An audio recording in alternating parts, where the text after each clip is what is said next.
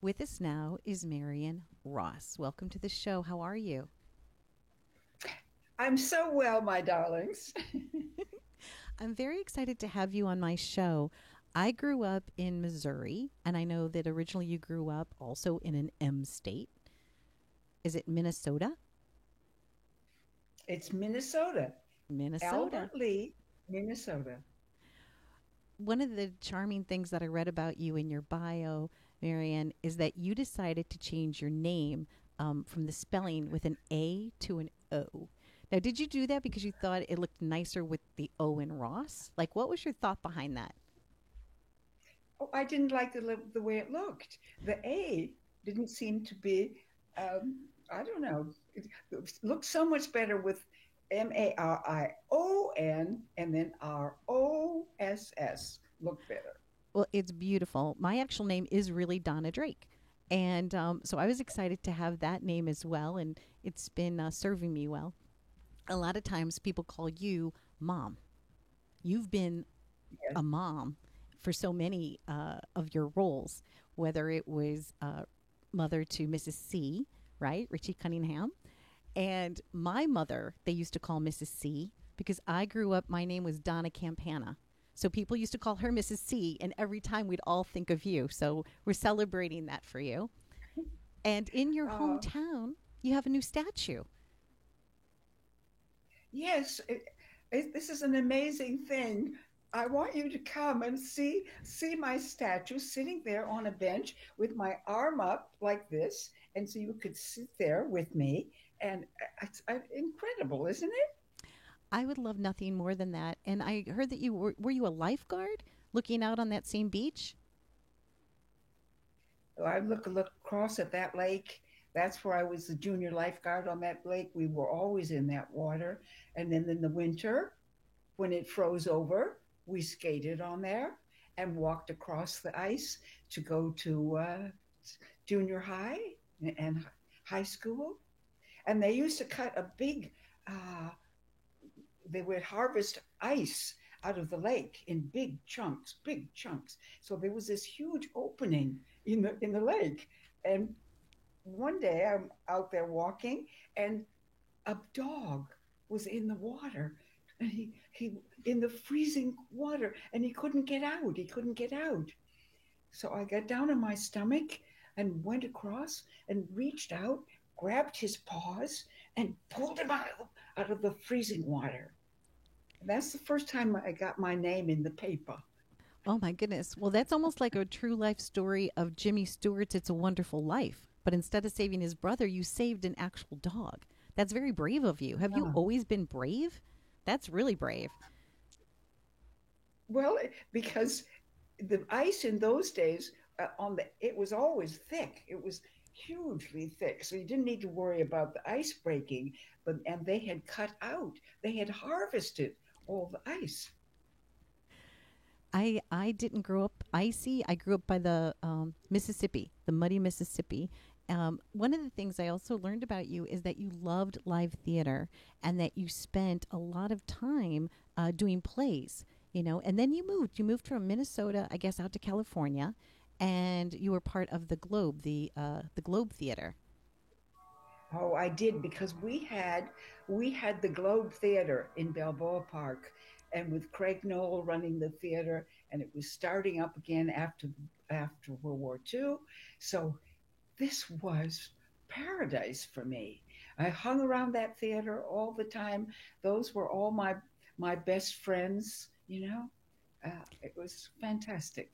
But when you got cast to play Mrs. C on Happy Days, what were those early moments of working on that show, considering that you were a teenager in the 50s and now you got to like relive that, I guess, in Happy Days? Yes, it was. Well, it was the kind of a family that I grew up in, and my biggest problem was I was married on the show to Tom Bosley, who had won the Tony on Broadway, and it was a big star. So, and he thought that I was not good enough to play his wife. He wanted some Broadway actress. So we had a kind of a rocky marriage for a couple of years there on the show. But Gary Marshall created the show and made it so perfect. And then all of a sudden, there's the Fonz. We discovered the Fonz, and the Fonz became a huge, big star. And Ron Howard, of course, was perfect. Everybody was perfect. The casting was sublime. The storyline was wonderful. And on my set of my television show, I have this set, even here in this vodcasting studio. And that's how I watched Happy Days. I watched it on this exact same television that's next to me. I want to tell you thank you. You're very talented and you do a lot of things. I mean, from your career, Miss Ross, has spanned so many decades. It's such a plethora of wonderful roles, and you're still doing fun things like you're the grandma for SpongeBob SquarePants. You play Minerva in Guardians of the Galaxy. You are constantly doing new projects. What do you love most about your craft? I like I like to be used, and I like to have a difficult job, and it's just exciting to get all your energies, galvanized together, and you get all excited. I I don't like being set aside. No, I want to be in the game. I want to be in the game. Well, you're very, very much in the game, doing voiceovers, and you have a book. You wrote a book. And what was that experience like to be reflective and then to be a published author? That must have been very important to you. Well, it is. It's wonderful to have my days happy and not so much. I think that's the title of it. but but it's wonderful to look at my childhood and in Minnesota with my crippled brother, and my mother was a Canadian, and I was raised. She said, "You can be anything. You Mm. can do it. You can be anything." So that she was my guide. I just by starting at Paramount Studios, and in those days, Paramount Studios was so functioning. When you would go into that commissary, here were big movie stars everywhere. It was everywhere you looked, there was a big movie star. So it was incredible time to be it. And Edith Head was there running the wardrobe and all the costumes and things. And the Westmore brothers doing all the makeup. And so of course the first thing they did was get rid of my so my rosy cheek, so I didn't ever look quite the way I was used to seeing myself look. I know that you've also And worked with like Lauren Bacall. let's talk about Lauren Bacall. You Okay. know, I was in. Here was Noel Coward, the great Noel Coward, the great English actor, coming, and we were going to do uh, White Spirit. Blood Spirit, right? And it was wonderful because we were going to have the first read through at Lauren Bacall's house because she was in the cast. She was playing Elvira, and it was just amazing. And Humphrey Bogart wasn't in it at all. And he said, "Oh, I'm so glad I don't have to read today." So we're all reading around the table. Here's Noel Coward. I got a little chair right next to Noel Coward. I got as Mm. close to him as I could, even though I played the maid. Now I'm playing the maid.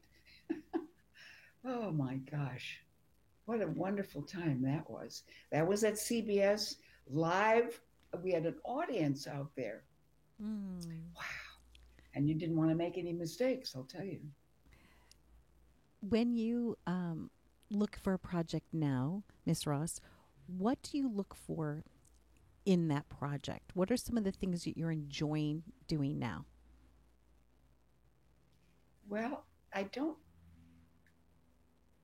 really like playing funny old ladies, Okay. and that is, of course, what I get cast as now. Now that I'm in my 90s, now that I'm in my 90s, right? But but it's fun. It's it's it's actors are such liars. We lie about everything. We lie about our age. We lie about our lives. We lie. We make up stuff.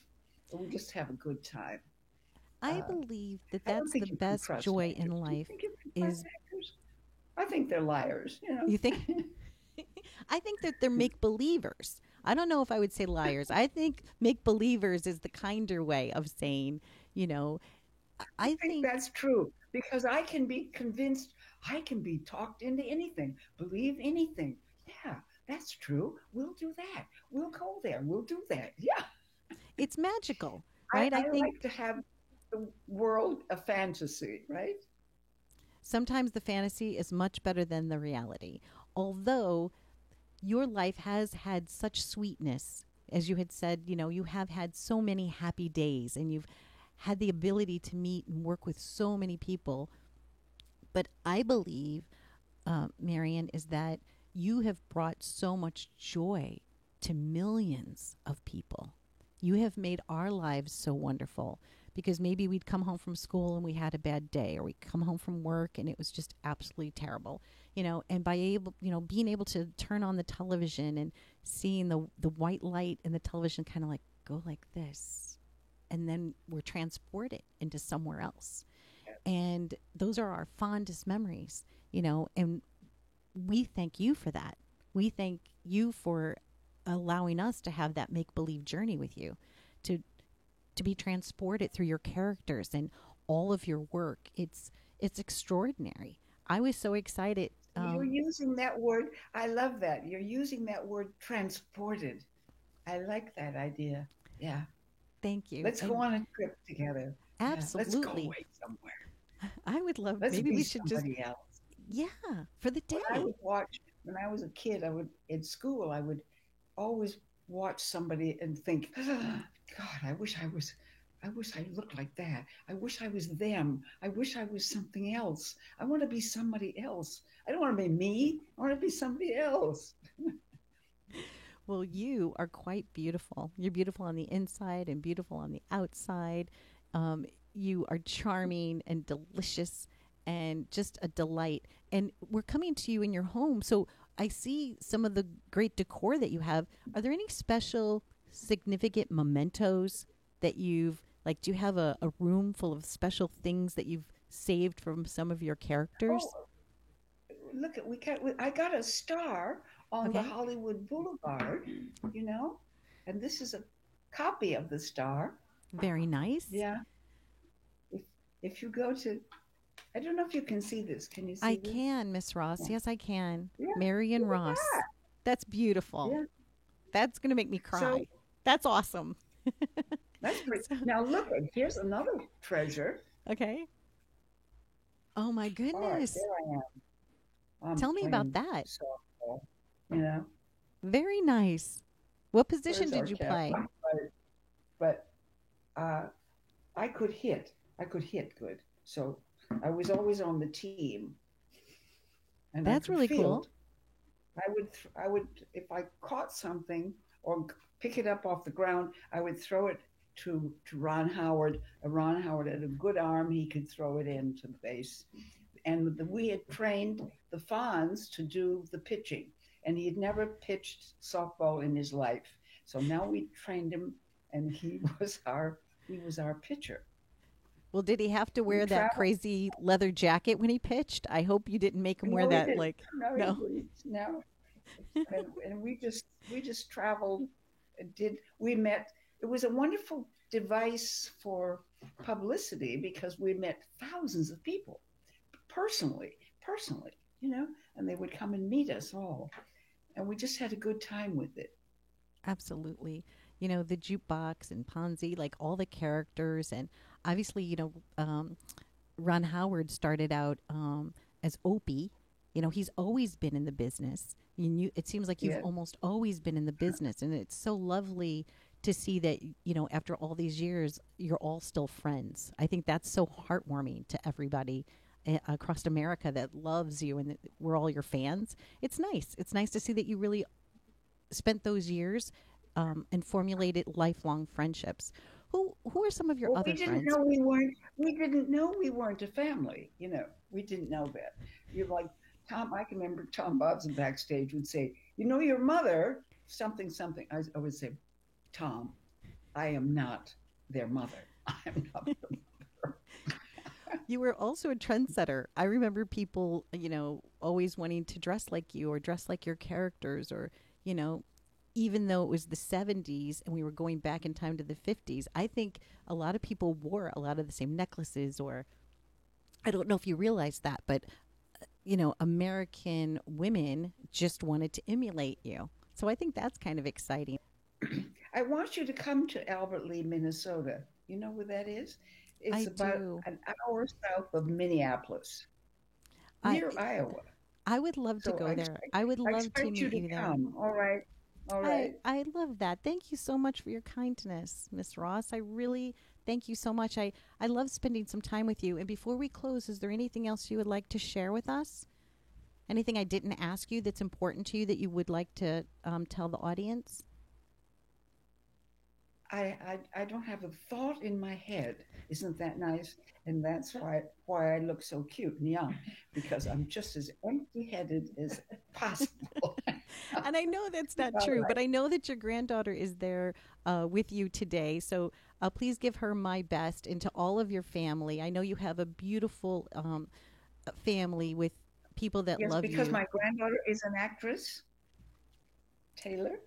Hi, Taylor. I'm Donna. Nice to Yes. meet you formally. She's so great. Hi. You want to come on Hi. camera? Thank Come you on. so much for creating this opportunity for your grandmother and I to spend a little visit How cute. today. And I hope Of the two of you course. and I hope the two of you have a lovely lunch together today. Hopefully you'll have something tasty and yummy because you're all the way out on the West Coast, in Yes. Pacific time, and we're here on the East Coast. So, but have a beautiful day together. Thank you. Okay. Happy journeys. Thank you so much, Marion Ross. Mwah. I'm sending you big kisses from New Thank York. you. Okay. Be well. Bye bye.